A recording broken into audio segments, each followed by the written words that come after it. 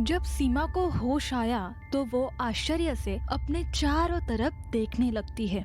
सीमा की नजर अपने पास बैठी हुई परिधि पर गई।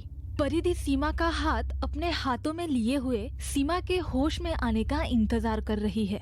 सीमा जब होश में आती है तो आश्चर्य से पूछती है, मैं यहाँ कैसे आई? मैं तो वहाँ कुएं। और ये कहते हुए सीमा रोने लग जाती है। परिधि सीमा को संभालते हुए कहती है, रो मत सीमा, सब ठीक हो जाएगा सीमा। और पहले मुझे ये बताओ, आखिर तुम्हारे साथ क्या हुआ है और तुम उस कुएं के पास कैसे पहुंची सीमा? क्या कुएं के पास? हाँ सीमा, तुम हमें कुएं के पास ही पड़ी मिली और हम तुम्हें यहाँ लेकर आए। लेकिन मैं तो कुएं के पास जो पेड़ है ना, उसके पीछे थी वहाँ। अब तुम कुछ नहीं बोलोगी? परिधि गुस्से से सीमा को डांटते हुए बोली, मैंने मना किया था ना कि तुम जिस जगह जा रही हो वो जगह गलत है, लेकिन तुमने मेरी एक भी बात नहीं सुनी। और मुझे पता है अगर हम यहाँ सही समय पर नहीं पहुंचते तो तुम्हारे साथ क्या होने वाला था। परिधि, मेरी बात सुनो। सीमा परिधि को अपने साथ घटित हुई सारी घटना बता देती है। ये सुनकर परिधि शांत स्वर में बोलती है, सीमा, मैं यही बोलने वाली थी और इसीलिए मैं तुम्हें रोक रही थी, पर इतना गुस्सा तुम्हारे सर पर सवार था कि तुम मेरी बातों का कुछ जवाब ही नहीं दे रही थी। मेरी बातों का तुम पर कोई असर नहीं हुआ और मैं अच्छी तरह से जानती हूँ तुमने मेरी बात सुन ली थी, लेकिन फिर भी गुस्से से आगे चलती रही। सीमा, मैं यही कहना चाह रही थी कि तुम जिस रास्ते से जा रही हो वो जगह बहुत खराब है और तुम्हें वहां सिर्फ छलावे मिलेंगे। और जिस व्यक्ति की तुम बात कर रही हो वो हमारे गांव के ही रहने वाले बुजुर्ग किसान थे। तंगहाली से हाथ होकर उन्होंने उस कुएं में कूदकर जान दे दी। और यह हादसा जो तुम्हारे साथ हुआ वही हादसा बहुत से लोगों के साथ हो चुका है।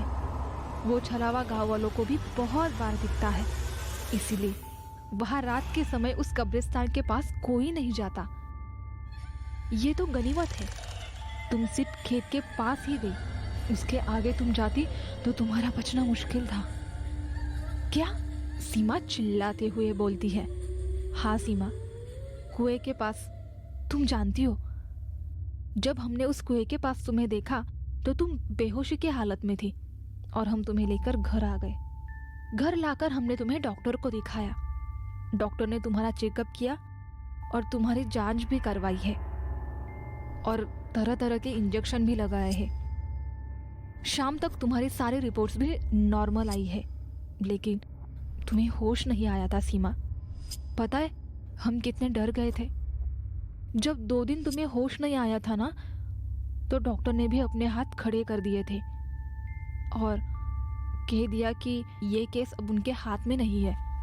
सीमा, तुम 2 दिन तक बेहोश थी। तभी गांव की भीड़ इकट्ठा हो गई थी।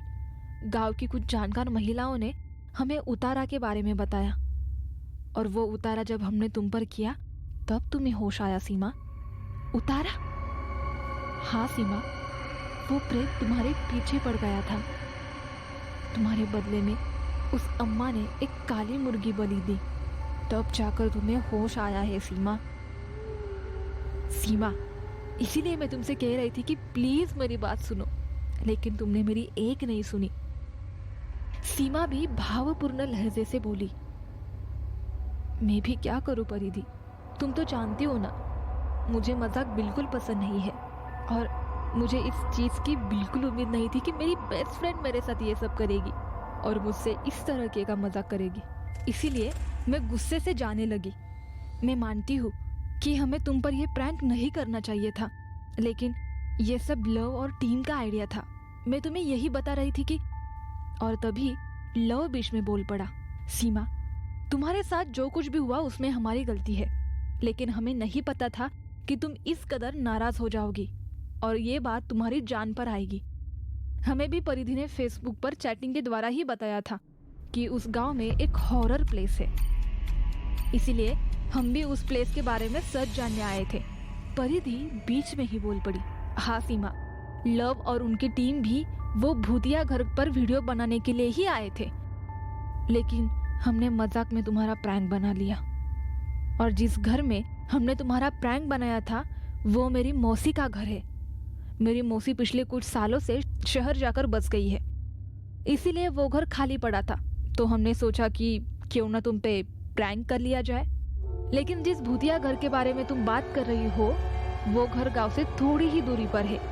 क्या तुम दोनों हमारे साथ आज रात उस घर में चलोगे? लव धीरे से बोला।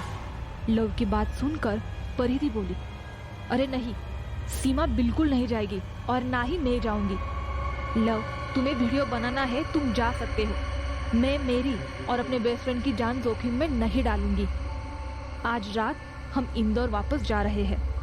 तभी सीमा कहती है, परिधि, मैं अब ठीक हूँ। हम जिस काम के लिए आए हैं हमें वही काम करना चाहिए। हमें एक बार उस घर को देखना चाहिए। सीमा, क्या अब तुम्हें भी लगता है कि भूत प्रेत नहीं होते हैं? तुम खुद ही इसका जीता जागता उदाहरण हो। उस बाबा को देख चुकी हो ना, फिर से ये जिद कैसे है तुम्हारी? सीमा परिधि को समझाते हुए बोली, और तुम मेरी बात समझ नहीं रही हो। और हम दोनों अकेले थोड़ी जा रहे हैं, लव और उनकी टीम भी हमारे साथ रहेगी। तभी लव और उसके 4 दोस्त हाँ में हाँ सर हिला देते हैं और साथ ही बोल पड़ते हैं, हम सब रहेंगे, फिर किस बात का डर है? बीच में परिधि की मम्मी बोल पड़ती है, जो दूर से इनकी सारी बातें सुन रही थी। तुम में से कोई भी उस भूतिया खंडहर वाले घर में नहीं जाएगा। तभी लव बोलता है, क्यों आंटी? हम इंदौर से इसीलिए आए हैं और हमें वहां जाना है। हमारा जाकर उस वीडियो को बनाना बहुत जरूरी है। बेटा, एक बार मना कर दिया ना, उस घर में कोई नहीं जाएगा मतलब कोई नहीं जाएगा। माँ चिल्ला पड़ी, आंटी आप टेंशन मत लीजिए, हमें कुछ नहीं होगा। लेकिन बेटा, मैंने कह दिया ना कि वो घर भूतिया है, और तुम जिद क्यों कर रहे हो? आंटी, आप भी किस कलयुग में रहती है? भूत प्रेत की बातें करते हो? अरे भूत प्रेत कुछ नहीं होता। तभी सीमा बोलती है, ऐसा नहीं है लव, मैं भी यही सोचती थी, लेकिन कल रात मेरे साथ जो हादसा हुआ उसके बाद मेरा पैरानॉर्मल एक्टिविटीज पर विश्वास हो गया है, और मुझे लगता है शायद इनका भी अस्तित्व होता है। हमने उस दिन जो प्रैंक किया, शायद तुम उससे ज्यादा डर गई हो, लेकिन हम यही डर तो हमारे वीडियो में दिखाना चाहते हैं ताकि ज्यादा से ज्यादा लोग हमारा वीडियो देखें। तो इसका मतलब ये है कि तुम पब्लिसिटी के लिए अपनी जान जोखिम में डालकर जाना चाहते हो, और अगर तुम्हारी जान नहीं बची तो तुम पब्लिसिटी क्या करोगे? खैर, आगे तुम खुद समझदार हो, जैसी तुम्हारी मर्जी। मम्मी बोल पड़ी, मम्मी, मैं और सीमा भी जाना चाहते हैं। बेटा, अब तुम बड़ी हो गई हो, हमारे फैसले इन सब से तुम्हें कोई फर्क नहीं पड़ता है। तुम्हें कौन रोकना, तो इसीलिए मैं तुम्हें रोकना भी नहीं चाहूंगी, और तुम मानोगी भी नहीं। इसीलिए बेहतर यही होगा तुम अपने दोस्तों के साथ चली जाओ। ये कहते हुए मम्मी बाहर चली जाती है। परिधि सीमा को समझाने की कोशिश करती है, सुना ना तुमने, माँ भी नहीं चाहती कि हम जाए, प्लीज हम नहीं जाएंगे, आज रात ही इंदौर चलेंगे हम। तभी लव बोलता है, अगर तुम्हें चलना हो तो तुम बेशक चलो, लेकिन हमें रोकने की कोशिश मत करना, हम तो जरूर जाएंगे। सबकी आवाज सुनकर परिधि के पापा कमरे में दाखिल हो जाते हैं। परिधि को यूं मायूस देखकर वो कारण पूछते हैं। परिधि उन्हें सारी बात बता देती है। सारी बात सुनकर पापा कहते हैं, बेटा, अगर तुम्हारी इच्छा हो तो तुम जाओ, लेकिन एक बात याद रखना, शाम होने से पहले घर से बाहर निकल जाना। मैं तो उस जगह कभी नहीं गया, लेकिन गांव वालों से कई बार सुना है, जो भी इंसान शाम को वहां जाता है वो कभी वापस नहीं आता है। इसीलिए अगर तुम सबकी इच्छा हो तो तुम अभी दिन के समय जा सकते हो और शाम होने के पहले ही वापस आ जाओ। दोपहर का खाना खाने के बाद परिधि, सीमा, लव और उनकी जो टीम है वो उस भूतिया खंडहर घर की ओर निकल जाते हैं।